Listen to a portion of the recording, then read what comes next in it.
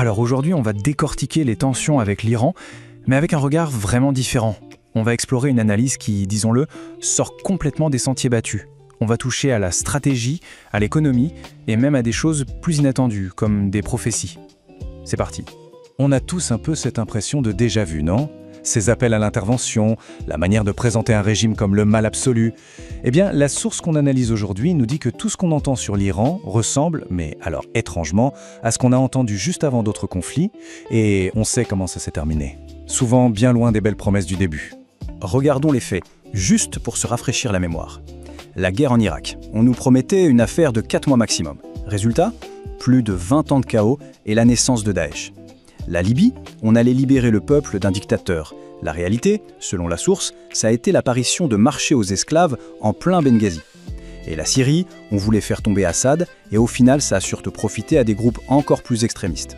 Ce qu'il faut retenir, c'est ce décalage, ce gouffre total entre ce qui était annoncé et ce qui s'est réellement passé.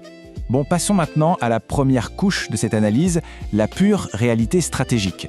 L'idée que l'Iran serait une cible facile, eh bien c'est une idée qui est sérieusement remise en cause ici. Ce chiffre, 500 mètres, il est assez dingue. C'est la profondeur de granit, de roche pure et dure, sous laquelle l'Iran a planqué ses villes de missiles.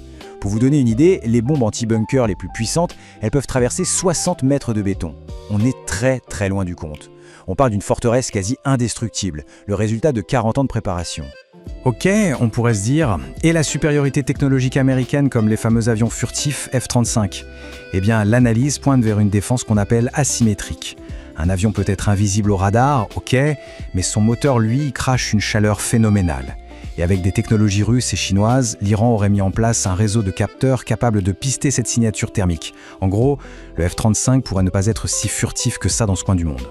Et là, ce graphique, il montre une faiblesse majeure, mais pas du côté qu'on croit. L'Iran, lui, ne dépend qu'à 2% du dessalement pour son eau. Par contre, ses voisins comme le Qatar ou les Émirats, c'est 40%. Et pour Israël, on monte à 90%. Imaginez l'impact si ces usines de dessalement étaient prises pour cible. Ce serait une catastrophe. C'est une carte stratégique énorme que l'Iran possède. Et puis, il y a la question toute bête de la logistique.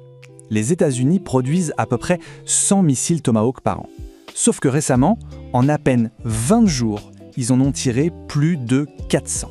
Faites le calcul, ça veut dire qu'ils ont cramé plusieurs années de production en quelques semaines. Pendant ce temps-là, l'Iran, à travers ses alliés, garde sa pleine capacité à bloquer des passages maritimes cruciaux. Mais la stratégie militaire, ce n'est qu'une partie du tableau. Passons maintenant à la deuxième couche de l'analyse, la dimension économique. Et là, on touche peut-être au cœur du problème. Le mot-clé ici, c'est pétrodollar. Qu'est-ce que c'est ? C'est un deal en fait, un deal simple mais génial. Les États-Unis protègent militairement les monarchies du Golfe. En échange, ces pays s'engagent à ne vendre leur pétrole qu'en dollars américains. Du coup, tout le monde a besoin de dollars pour acheter du pétrole. Ça crée une demande mondiale constante pour le dollar et c'est la base de la puissance économique américaine. Et c'est là que l'Iran devient un problème existentiel.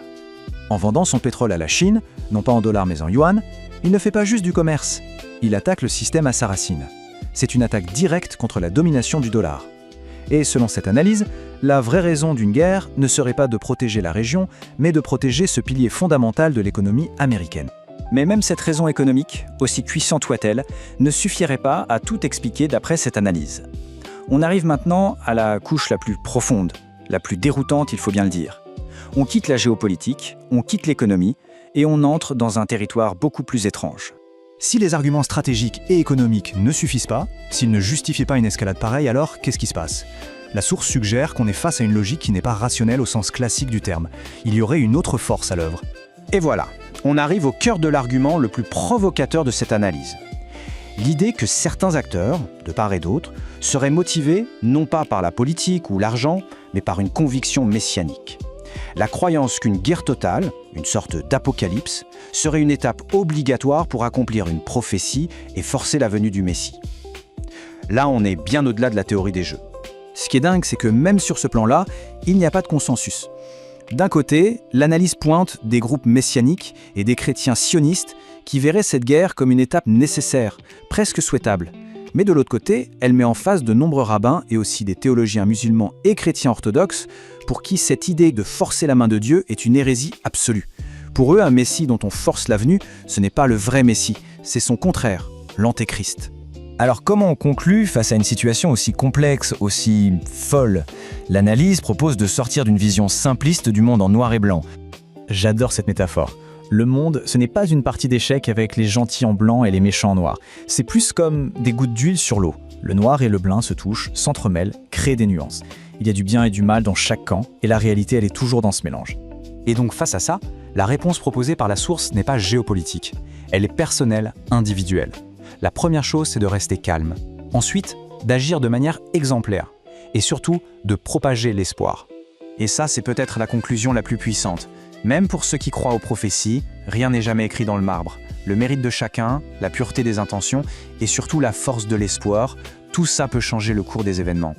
L'avenir n'est pas une fatalité, même un avenir qui semble avoir été prophétisé. On va donc se quitter sur cette question. Si les guerres sont menées pour des raisons qui nous dépassent, qu'elles soient économiques, stratégiques ou même mystiques, où se trouve le vrai pouvoir? Est-ce qu'il ne résiderait pas, finalement, dans notre capacité à rester calme, à agir avec droiture et à ne jamais, jamais perdre espoir? Voilà, une question pour la route. Merci d'avoir suivi cette analyse.